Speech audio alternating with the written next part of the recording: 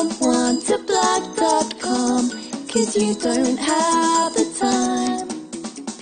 You can focus on your job while we blog for you. Check out the website and you'll see. Hello and welcome to another episode of Be Seen Blogging.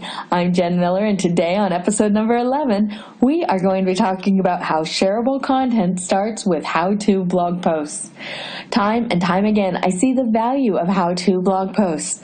You'll promote all the content you write, but some of it, particularly how-to posts, if done right, get shared by others and build you as an authority in your industry. I'm sure you've seen your share of cooking, exercise, and makeup tutorial videos while scrolling through your Facebook feed.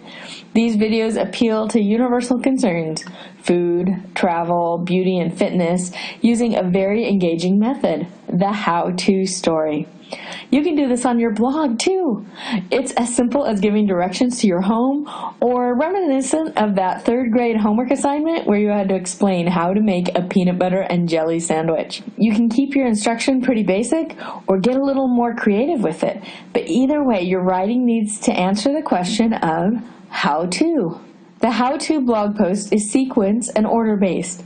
It answers the question of what takes place next. The key is to quickly write out the steps needed and then go back and develop each step into a mini story.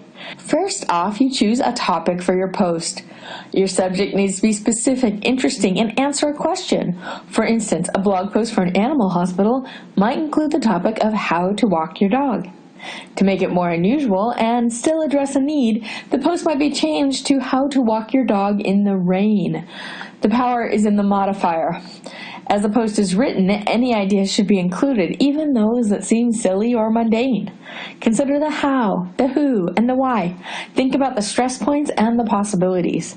The goal at this point is to give as much information as possible, and your editing can come later. Next, you need to review what you've written while thinking about your reader.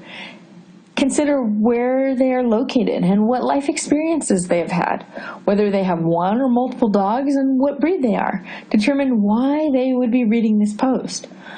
A walk with a dog on a drizzly day in Southern California is going to look very different from a dog walk in a blustery Boston storm.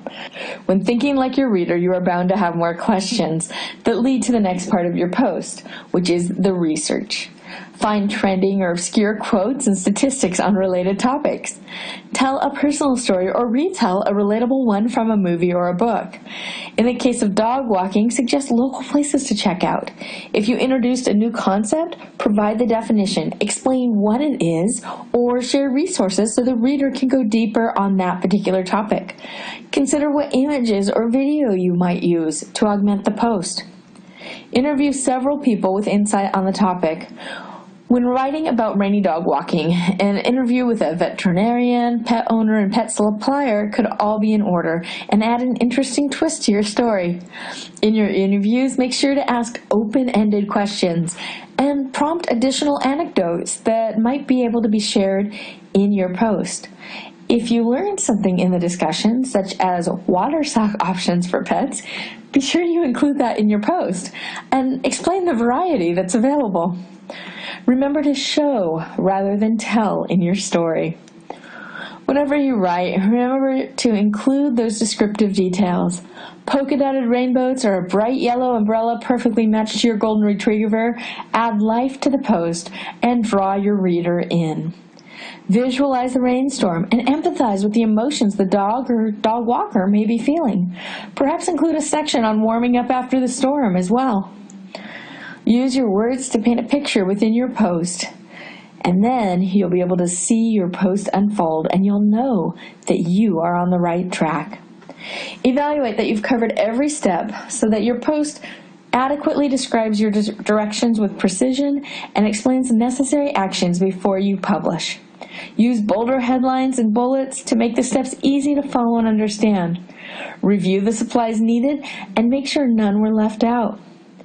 If it makes sense, use directive words such as first, next, then, and finally, or numbers. Then wrap it up and share it, as we've talked about in other episodes. Hey, thank you for tuning in to Be Seen Blogging today. I hope you enjoyed the show and have a better feel for how you can write a how-to blog post. If you have questions, please reach out to me on Twitter at JenBlogsForYou or through my website, needsomeonetoblog.com. Thanks a lot and talk to you next week. Bye-bye. Needsomeonetoblog.com, 'cause you don't have the time.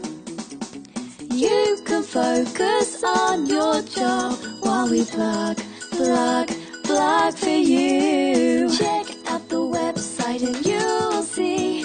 Try it out and become an icon of your industry. We'll develop a voice for your blog to connect